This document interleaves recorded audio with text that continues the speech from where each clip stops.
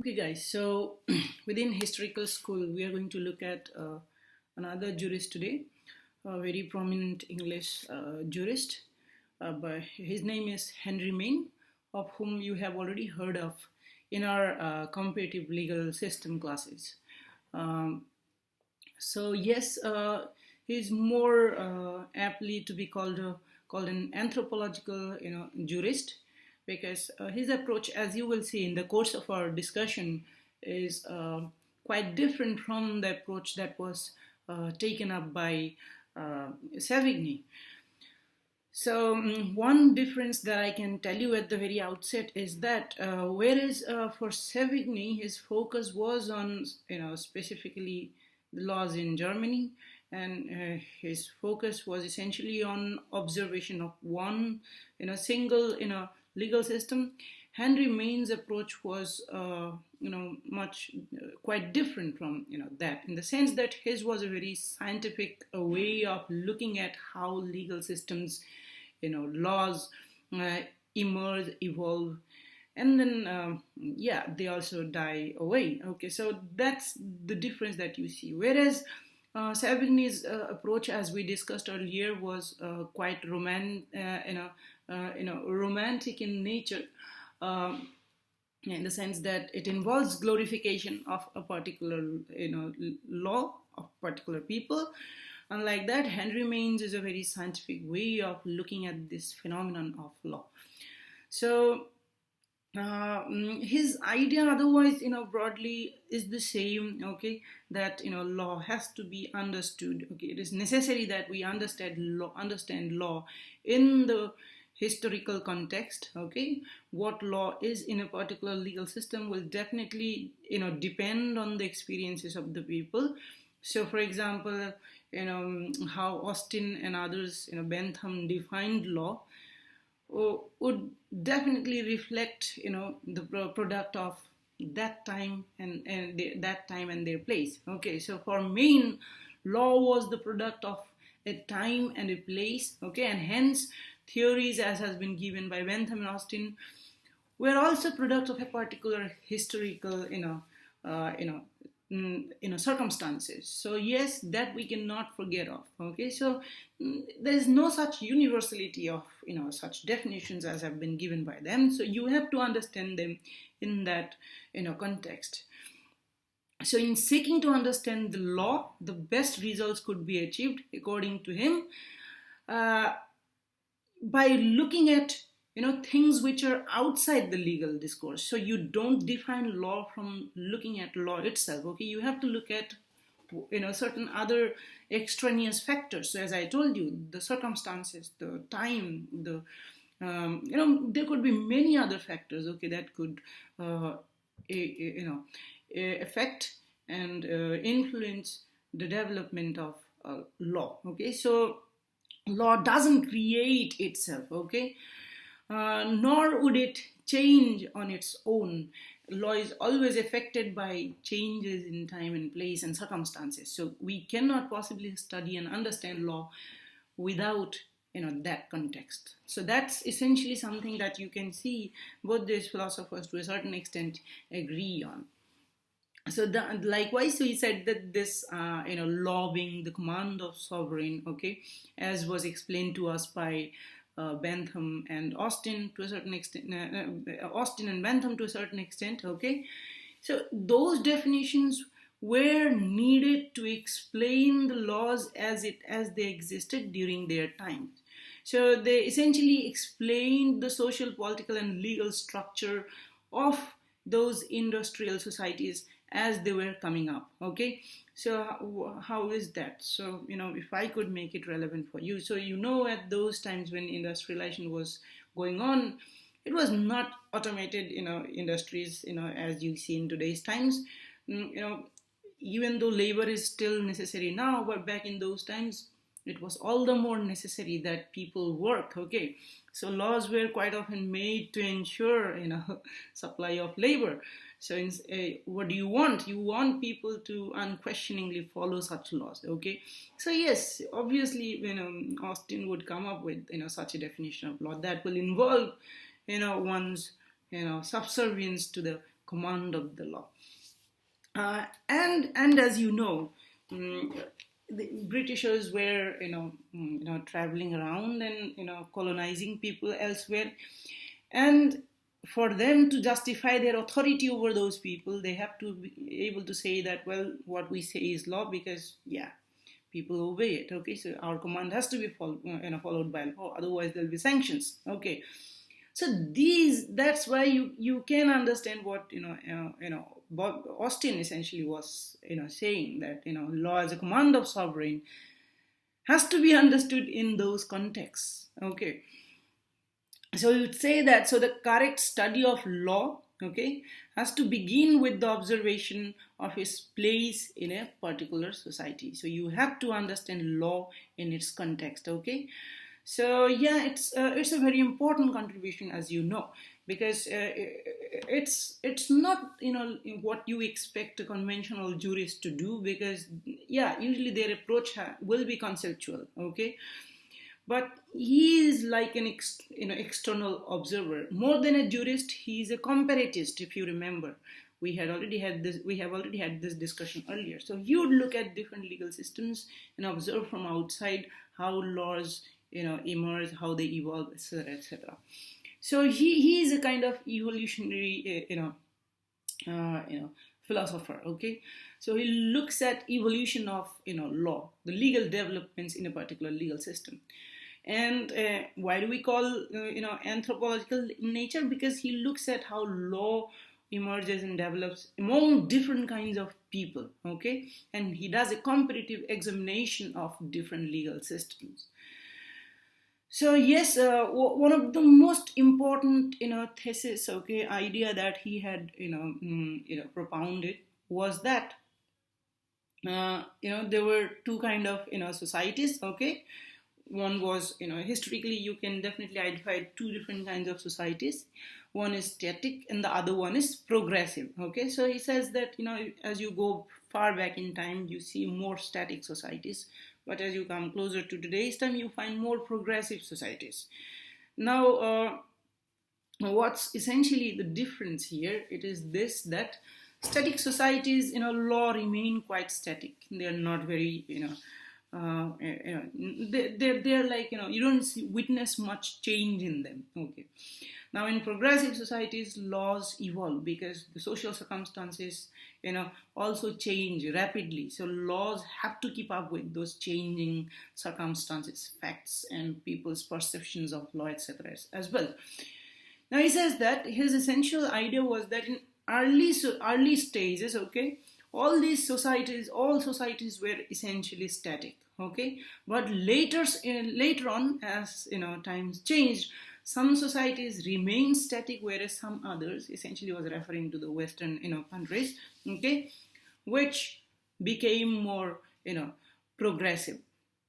So we'll come back to this in a while. So he says that in those early stages, okay, there were 4 stages in which law evolved. Okay, so as I said, he's also evolutionary jurist. Okay.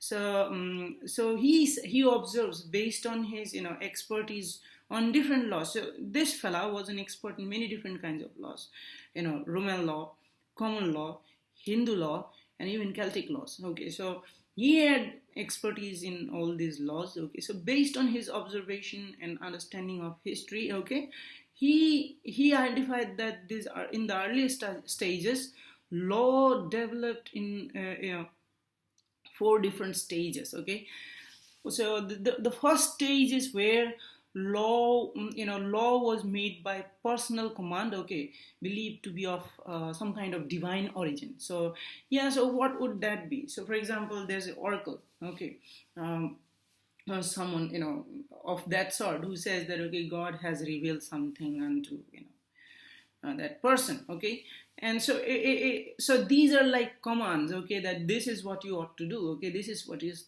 thing to be done. Okay, so imagine this understanding of the idea of law in that historical context. Okay, usually there will be this enlightened person who would say that he or she has access to what God wants. Okay, God wants to be done. Okay, and then we'll say that, okay, this is what God wants you to do.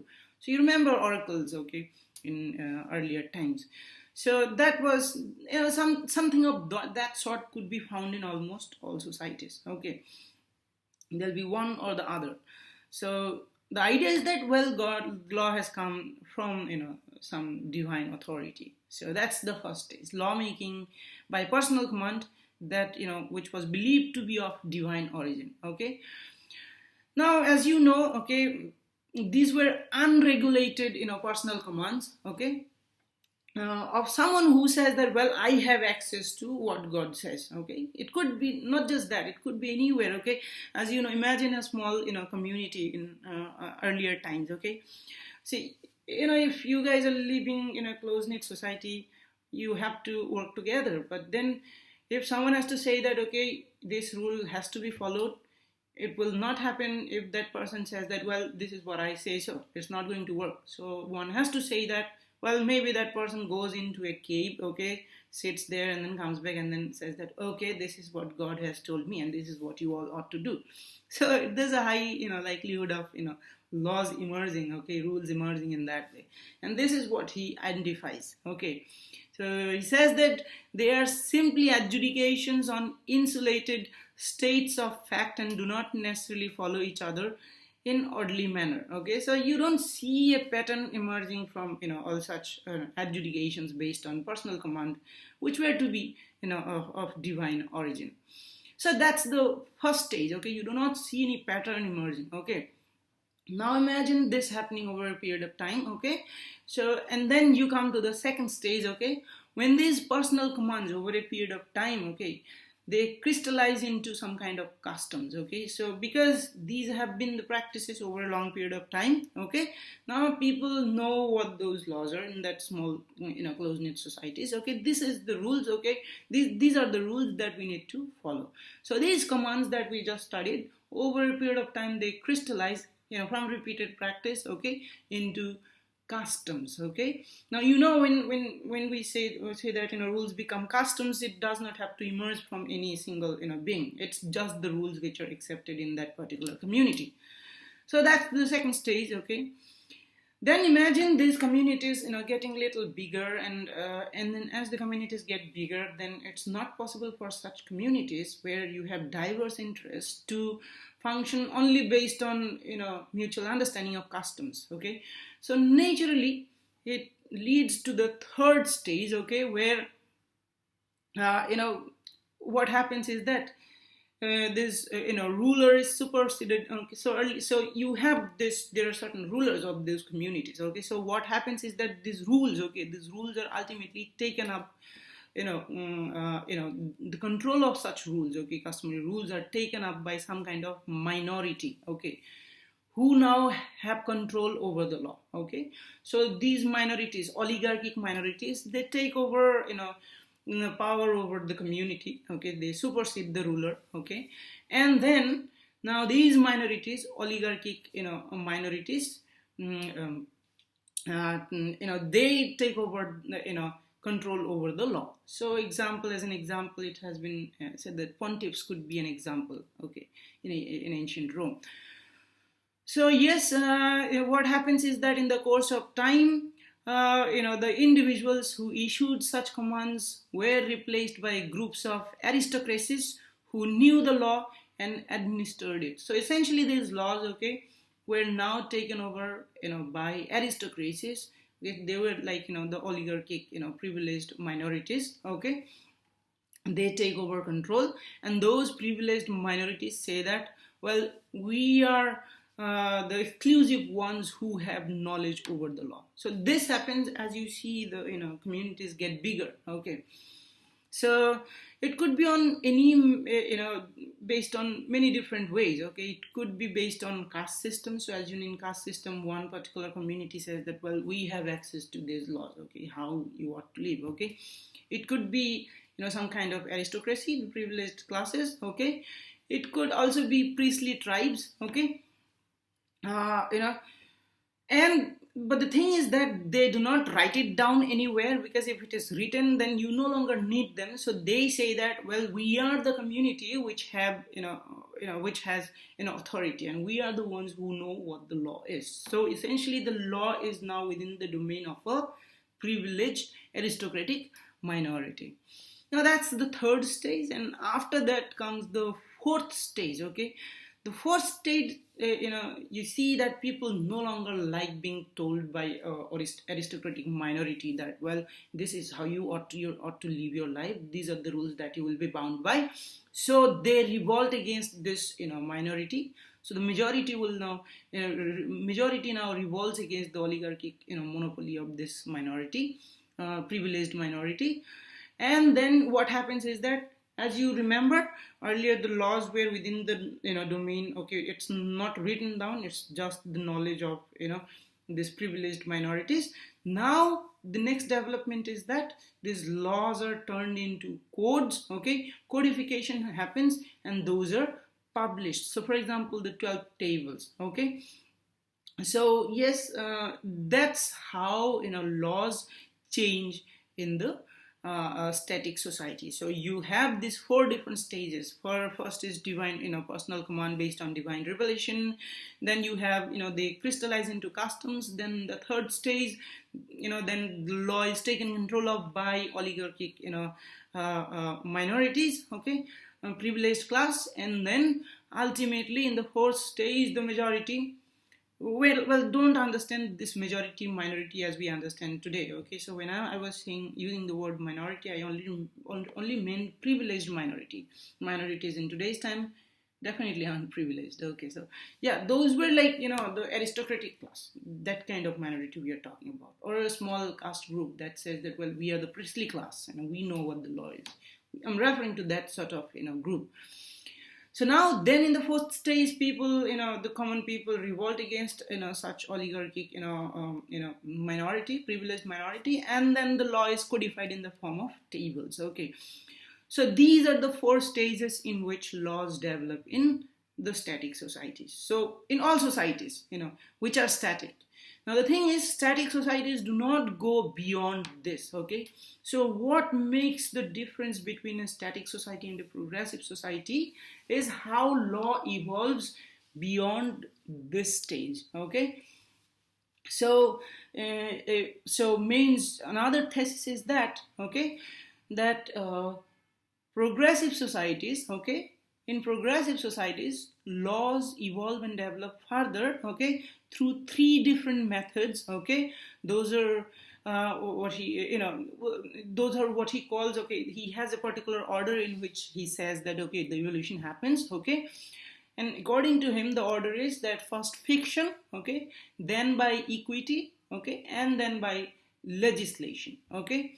Now, this is the order in which it changes, okay. So, what do they mean, okay? So fiction, legal fiction is an act of lying, okay, act of judicial lying, in other ways, okay.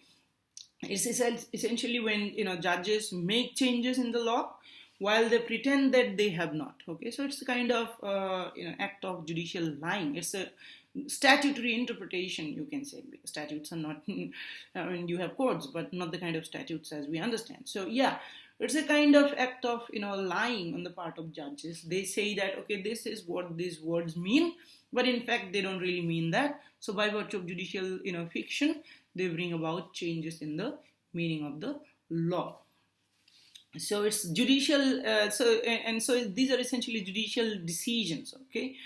And they intend to conceal or affects to conceal the fact that a rule has undergone alteration. Because the authority of these rules, the so far static rules has been this, that, okay, that's what they are, okay, now the times change, okay, and those rules are no longer relevant, or they need to be altered. But if you alter it, there'll be problems. So how do you alter it? You alter its meaning without saying that you have changed the meaning, okay. So that's essentially the idea, okay. So yeah, in it, you will study legal fiction in a lot of cases later on, as you will see. Okay, one example I can give you is of that of law persons. Usually, the idea of persons was restricted to only humans. Humans are natural persons, but as you know, there are many other entities which are recognized by the law as persons, also known as legal persons. Now, this idea of legal personality is a creation of legal fiction. Okay, so corporations being kind of legal person, okay? But they are not humans, but the law, by virtue of a fiction, recognizes such entity as a kind of person, and hence they have certain rights and liabilities as well. So yeah, such changes are brought about, as Maine would say, through legal fictions, okay? So the laws in letter remain unchanged, but in its operation the meaning is modified. So that's the first stage, first way in which the laws are changed in the progressive societies. Then there's another way that is known as equity. Okay, now in CLS you have already studied how equity, law of equity had emerged in England. The same had happened also in ancient Rome. Okay, praetors would essentially, soften the rigor of formal laws. Okay, the same had happened in England because common law, was formal and procedural.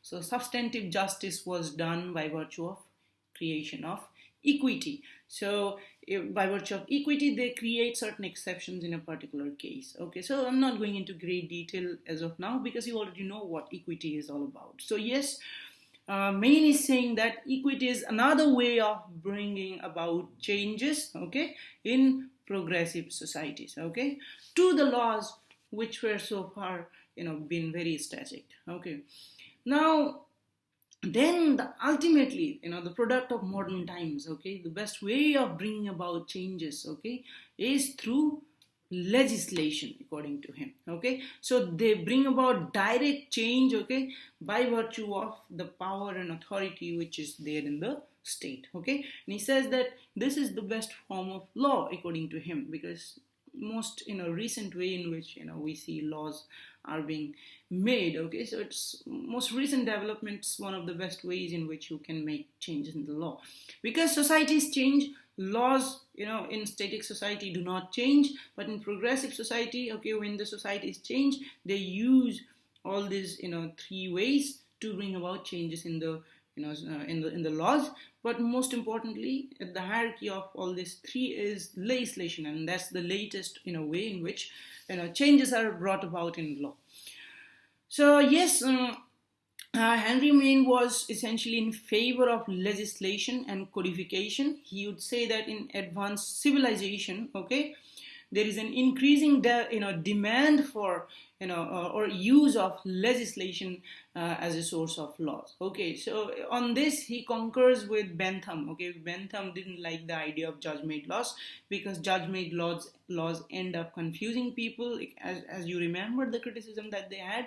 Okay, so the best way to make the law would be through legislation or through codification, so that people know in advance, okay, what the law is. Okay, but he's not a kind of positivist, because he is still making observations and giving suggestions rather than saying that, well, here it is, okay, here what the law is. So that's his important understanding of how laws evolved in progressive societies. Now, one more important idea that he tells us about is that that in the static societies, okay, in early societies, okay, when I say early societies, even the so-called progressive societies of today used to be static societies earlier, but now they have moved beyond, and static societies have remained static. Okay, now you can say that most societies are progressive, except for some regressive states that you find here and there. Okay, now he says that in earlier societies, okay, which included both the current static and progressive societies, okay, legal condition of the individual, okay, what is your legal situation, okay, your condition in that legal system as an individual was determined by your status. Okay, now for example, in ancient Greece and Rome, what rights and responsibilities, duties did you possess would depend on what is your status. What do I mean by that? Whether you were a slave or a free man. Okay, whether you were woman or man, whether you were a child or the father or the grandfather. Okay, all those will determine what rights and responsibilities, duties you have. But in modern societies that's not the case. Your individuality is respected. So these liberal ideas have focused more on individuality, whereas in ancient societies it was hierarchical, and what rights and responsibilities you have would depend on what your legal status is. To a certain extent, these are still there. So for example, as you know, that someone who's not major cannot enter into a contract. To a certain extent it's there, but then as you achieve majority, you have almost all the rights unless law bars you. But then in ancient societies, it remained like that. It was quite, it was like that for a long time. In the sense that if you were a woman, you were never as much, as a man. Okay, if you were a slave, you were almost, unless you were emancipated, you were never really, equal to that of free men. Okay, so citizens, foreigners, all those things used to be there. So in early societies, what rights, responsibilities you had, your legal condition essentially would depend on what status you had. Okay, so as opposed to this, in progressive societies you see disintegration of status. Okay, and now legal condition of individual changed, in the sense that because of all these developments that we observe, now the focus is on individual. Okay, individual freedom. Okay, individual liberty. Okay, now it's up to the individuals to choose to do what he or she wants to do. So for example, contract, the entire idea of law contract is based on this idea of freedom and liberty, isn't it? You can voluntarily, freely enter into a contract. So yeah, anyone can enter into contract with anyone, but it has to be voluntary and free. So that is essentially based on this idea that yes, individuals are free beings. Okay, and there is no such hierarchy. Okay, so that's the difference that he identifies between static societies and in early societies. Okay, whereas in modern societies, okay, progressive societies, essentially you see that they focus less on status and more on contract. Now that's the case. Look at Saudi Arabia. There, the status matters much more. If you're a woman, then you have much fewer liberties compared to if you were a man. Okay, so until recently, women were not even allowed to drive. So all those things, okay, were good observations that Henry Maine had made. Okay, so Maine's important thesis here has been this, that the movement of, I wouldn't say, hypothesis, okay, I'd say this was an observation that he had made, okay. You can criticize this as well. So I would say that this was an observation that he had made, okay, of something that he had, the pattern that he had noticed, okay.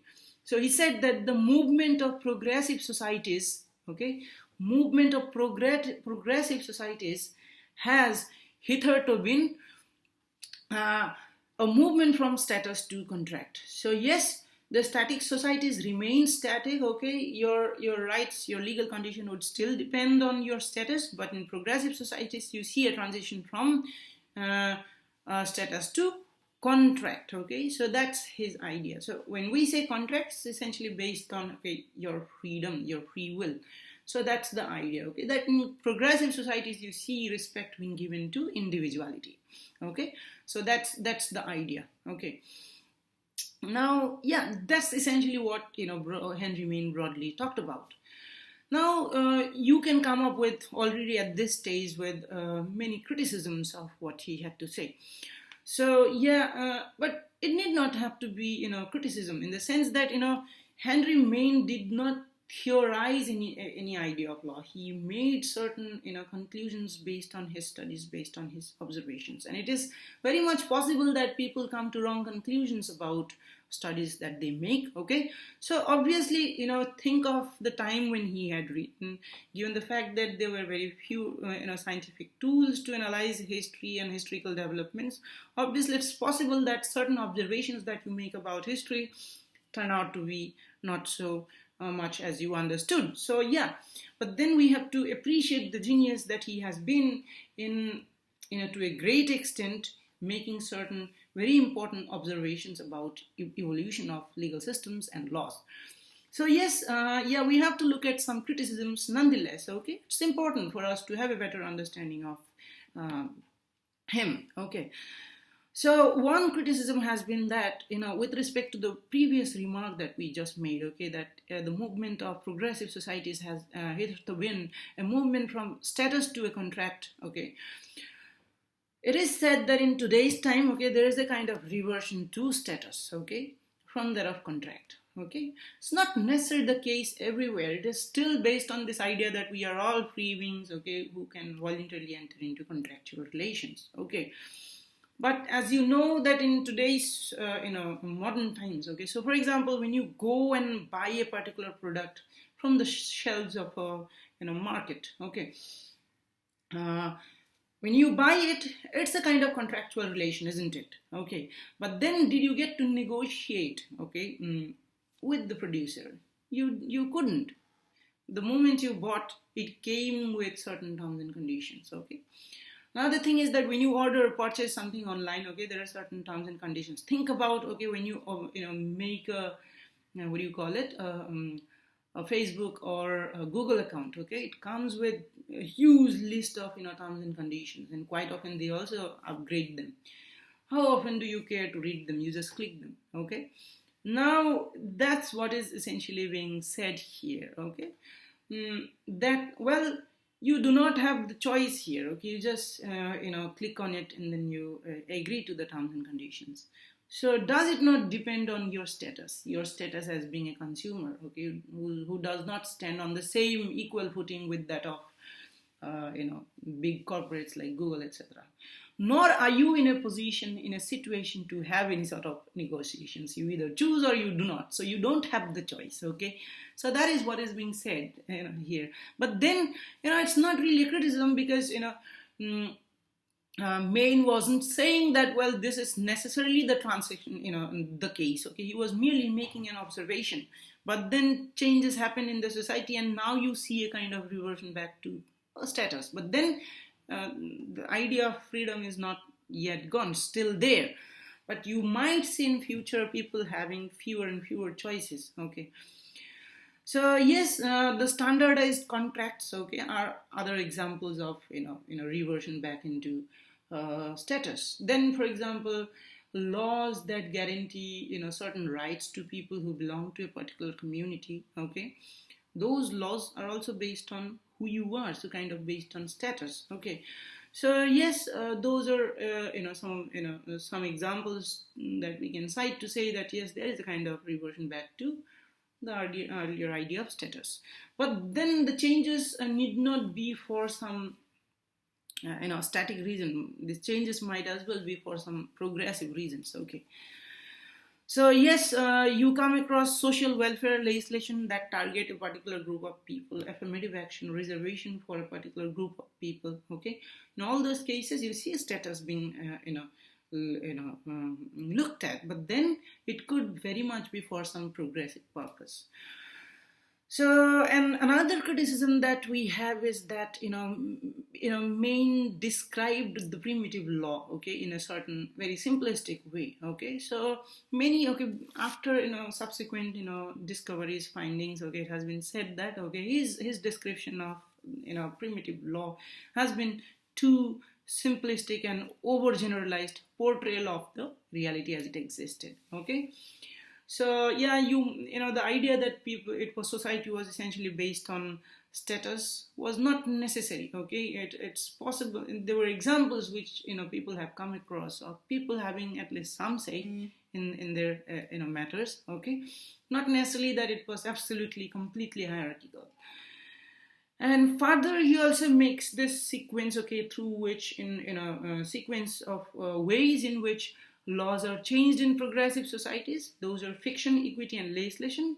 And it has been found, okay, that even in olden days, laws used to be made through legislation. So it need not necessarily be in that order. Obviously, laws are brought, changes in laws are brought about using all this, but it need not be in that order. And nor was it the case that primitive laws were always rigid as it was portrayed by our philosopher here, Henry Maine. Okay, so in the book Jurisprudence by Dias, okay, he quotes Malinowski and then says that even in primitive societies, people do control their destinies, that they are by no means blindly subservient to custom. The conscious purpose of achieving some end precedes the adaptation of human behavior, and the adaptation of human behavior is followed by adaptation of the structure of social organization.